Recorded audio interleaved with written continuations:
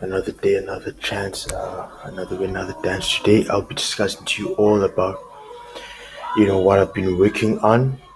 Yeah, so it's gonna be lesson 10 that I'm gonna be working on.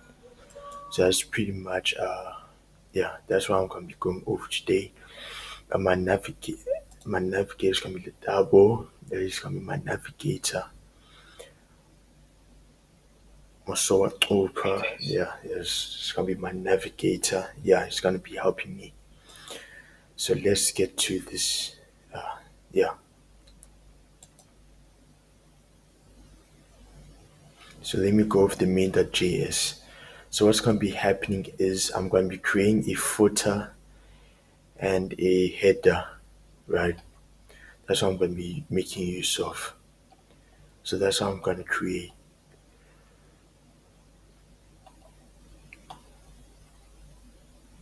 So yeah, that's going to be, and then also, yeah, that's pretty much what I'm going to be going over. So let me go over my main.js.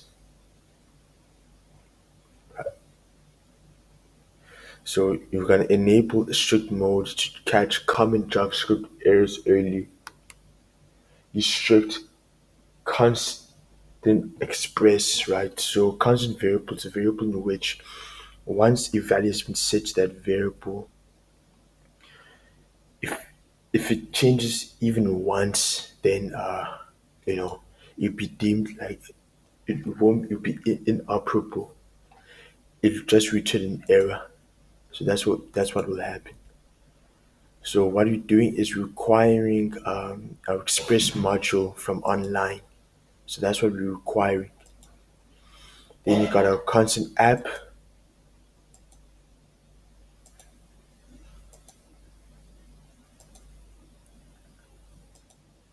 Then we got our constant app which equals to express. So once we exported express from our online node library, what we'll do is we'll assign it to our variable called app, right? That's where we'll assign it to. Assign it to there. So we're going to be constant app express. The constant layouts require. So express EJS layout is going to be exported from our node library via our constant variable called layouts. So that's what's going to happen. Then constant home controller equals require require dot slash controllers slash home controller must exist. So what we'll do is we're going to require our controllers. So we're pretty much gonna require our home controller JS. That's what we're going to acquire. So that we're going to require. So as you see, I'll show you now. You go to controllers, and then you're going to go to home controller, and then as you can see here, our exports. We're going to export show home, and then you respond to the name. Then you got our parameters, which require any. So our parameters there resolved, then make sure that our export is greater than or equal to our variable's constant name. Require that query that name or visitor, then rest that render index the name. Export to respond to name. Request uh, comma res equal to or greater than constant username equals request that parameters that my name res that's random name, so on and so forth.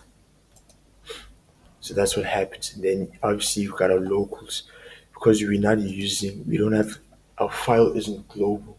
So that means it can't be accessed outside of this computer and this computer's version of VS Code. So we've got our direct name, file name, app, exports, express layouts, modules require this, and so on and so forth. So that's what we have. And then we're gonna go over app.set port process.env that port or 3000, right?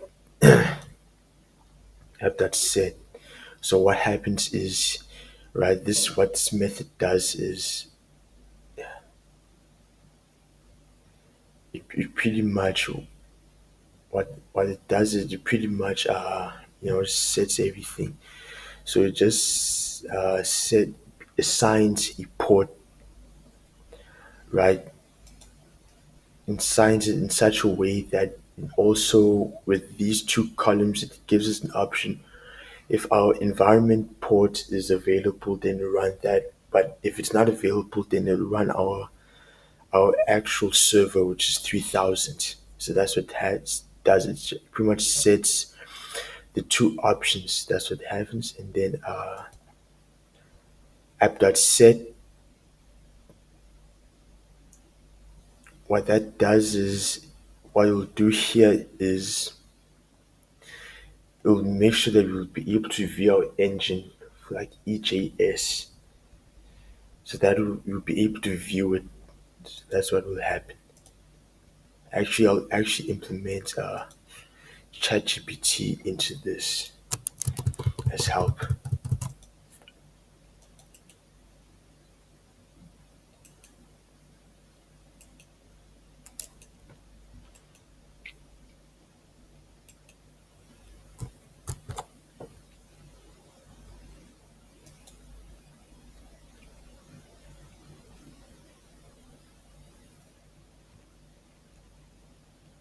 So actually what app.set port does is this line sets configuration value. Inside the Express app, it defines which port number the server will listen on. Right? Process.env.port looks for a port number from your system's environment variables. This is important when deploying to platforms like Render, Railway, Heroku. They assign a port dynamically means if there's no environment port, use 3000 instead. So when you run it locally, your server listens at http colon localhost colon 3000. This ensures your app works both locally port 3000 and online host assigned port. App.setViewEngine EJS tells Express to use EJS embedded JavaScript as its template engine. Template engines allow you to write dynamic HTML with variables, loops, and conditions. EJS files are stored by default in the views folder. You render them in routes like this. This tells Express whenever a call res.render, use EJS to generate the HTML. Together to do this. App.set port process in vport, app.set view engine EJS, so on and so forth. So that's what happens there. And then you go over to app.use express.url encoded extended colon false. So that's what happens. So this parse your uncoded data. That's what it just parses the data from HTML form setting extended false, right? It uses Node's built-in query string library, and so on and so forth. And then what that does is it parses incoming JSON data. So that's used for APIs or AJAX requests. App.use express.json. So then enable EJS layouts to reuse headers, footers, and etc. So that's what it does. Then app.use layouts, right? So that's what happens here. So it enables EJS layouts to reuse headers, footers, and etc. So that's what it does. So you got our app, right? So as you can see, you got our parameters, request, res next, and then handle. Then you got events, max listeners, so on and so forth. Then you got use, right? So the arguments, and then you got our layouts, right? That's pretty much the variable that we actually importing into our method. So app use method enables EJS layouts to reuse headers, footers, and etc. Serves static files from the public directory. Example CSS images and client-side JavaScript. So app.use express static public. So that's what it does. So this method app use but serves static files from the public directory CSS images and client-side JavaScript. Then are expressed as static public, and then routes definitions. What that does is, wait, hold on. Let me step over to that. So what that does is it pretty much this is pretty much another part of the code. So this pretty much this code app.get with slanted slash. What this does is it routes for the home page user control method to render the view. So from our previous chapters, we learned how to reroute. So that means we send an HTTP response to different URLs using the same HTTP. So that's what happens. So it's like different URLs, right? Like for example, this case got a home controller, but using the same HTTP. So routing that accepts a dynamic parameter, which is my name. Example visiting HTTP colon localhost colon 3000 name Cabello, then we'll display a personalized greeting page.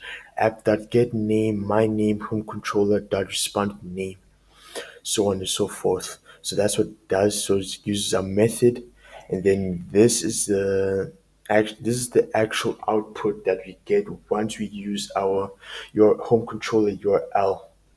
So that's the resulting method that we get. Then start a server. So to start the server and listen on the specified port.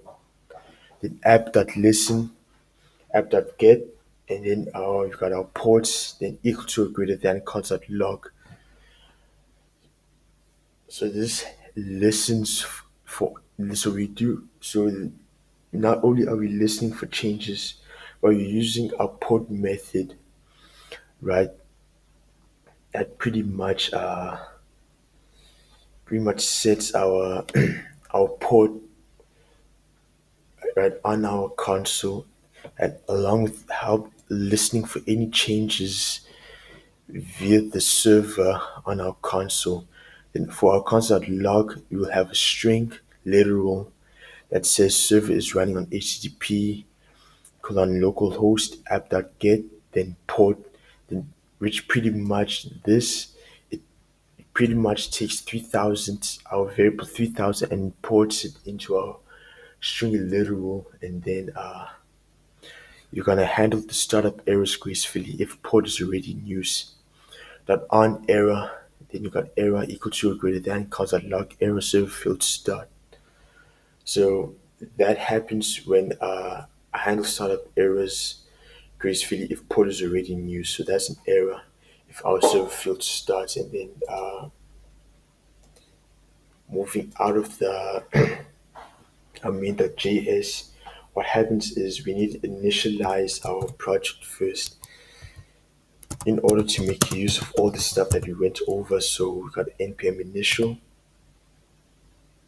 So npm is Node package modules, the biggest one in the world for Node. So what that does is just imports all our modules, libraries, and etc. So that's what it does.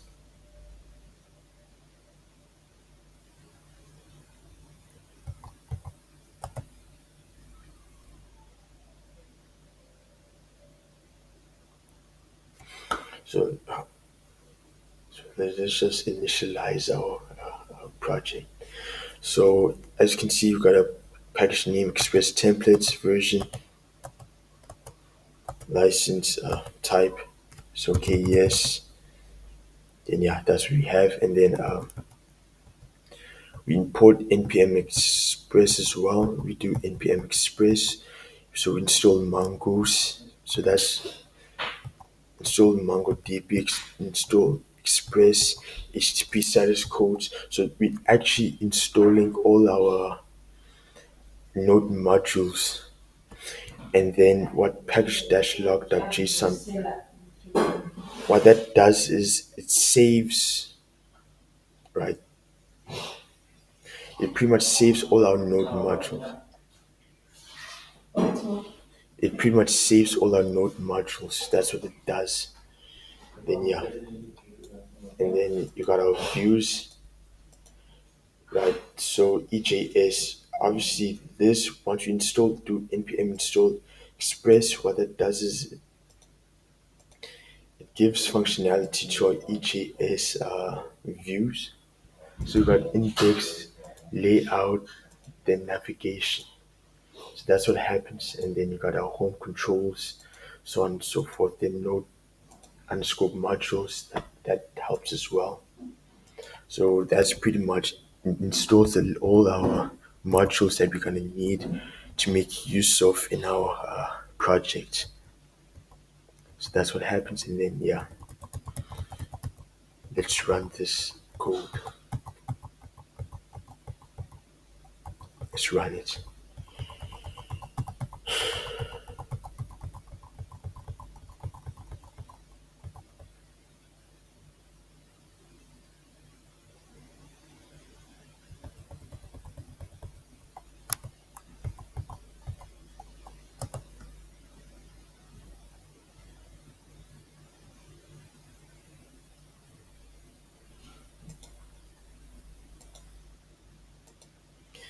So this is the result that we have.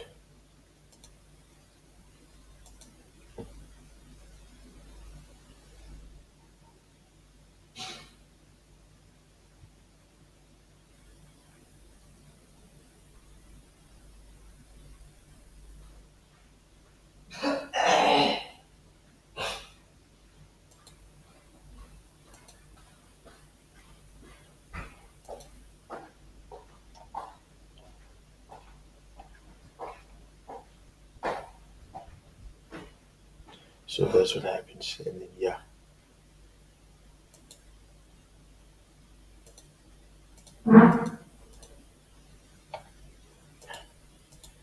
So obviously what this layout does is layout.ejs, what that does is the layout that you see here is what you're going to see on our front end or client side, or so yeah, that's what you can see on our client side or front end on a web page for Chrome. So navigation, hello visitor, welcome to the home page, now footer. So that's what you see there. Then welcome to the home page, and then hello dash common name. Obviously, you're not gonna see it, and then navigation. So that's what. So these views are what you're gonna see there. Then the layout is the result of CSS. So that's the result. So that's what you actually see. At first, my code was wrong. We didn't have brackets. We didn't have brackets in our code, and yeah, we didn't have brackets, and that we didn't have brackets, and we we didn't add like the percentage at the end, but we need to add brackets just to show that we pretty much taking a value that's been set already and importing it into our body. So that's what. So we already have navigation. So partials navigation, we're importing it to our body here. So that's what's happening. And as a result, we have what we have. Go to inspect.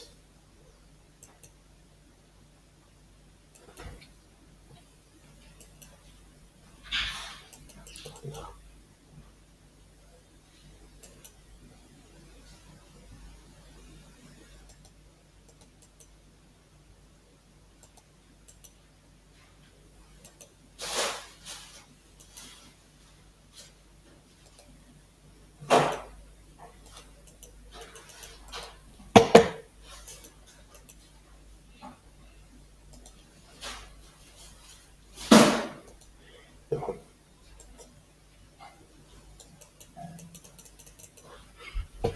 mouse. Then yeah, so that's what we have.